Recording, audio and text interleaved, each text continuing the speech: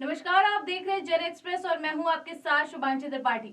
आज हम बात करेंगे प्रधानमंत्री मोदी के इजरायल दौरे की, जिससे भारत के विदेश सचिव विक्रम मिस्री ने रिच और प्रोडक्टिव बताया है। बता दें कि सिर्फ 24 घंटे से थोड़ा ज्यादा समय, लेकिन उपलब्धियां इतनी बड़ी कि पूरी दुनिया की नजरें इस दौरे पर टिक गई हैं।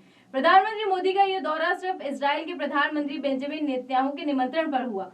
इस दौरान दोनों देशों ने अपने रिश्तों को नई ऊंचाइयां दी। भारत और इजरायल के संबंधों को अब special strategic partnership for piece, innovation and prosperity का दर्जा दिया गया है। यानी अब वह रिश्ता सिर्फ दोस्ती तक सीमित नहीं है, बल्कि टेक्नोलॉजी, सुरक्षा, कृषि और व्यापार में गहरी साझेदारी में बदल चुका है।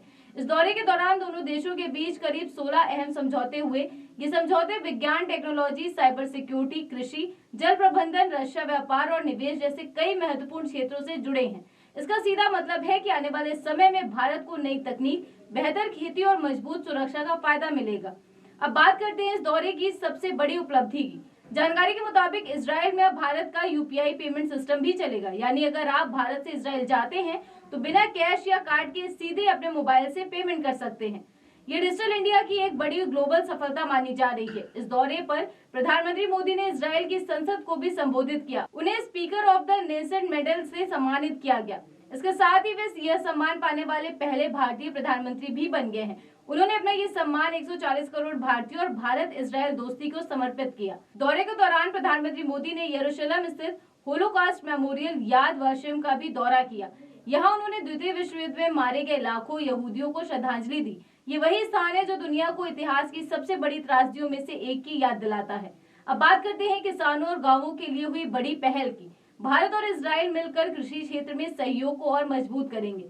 भारत में इजरायल की मदद से बने सेंटर्स ऑफ एक्सीलेंस की संख्या बढ़ाकर 100 तक की जाएगी।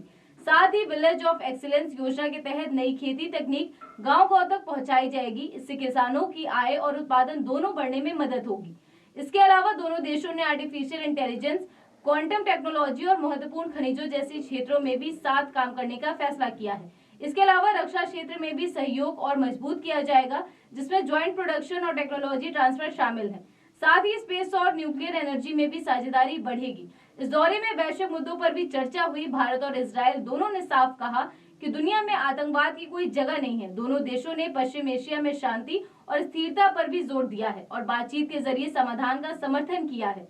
ये दौरा प्रधानमंत्री मोदी की उस बड़ी रणनीति का हिस्सा है, जिसके तहत भारत पश्चिम एशिया के देशों के साथ अपने संबंध लगातार मजबूत कर रहा है।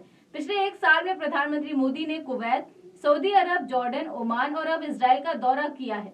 इससे साफ है कि भारत इस क्षेत्र में अपनी मजबूत उपस्थिति दर्ज करा रहा है। तो कुल मिलाकर ये दौरा छोटा जरूर था, लेकिन इसके नतीजे बहुत बड़े हैं। इससे भारत की ताकत बढ़ी है, टेक्नोलॉजी में नई दिशा मिली है, किसानों को फायदा होगा और दुनिया में भारत की आवाज और मजबूत होगी। प्रधानमंत्री मोदी का ये दौरा सिर्फ एक यात्रा नहीं है, बल्कि भारत के भविष्य की नई दिशा है। इस खबर में बस इतना ही। आप देखते रहिए जन एक्सप्रेस। धन्यवाद।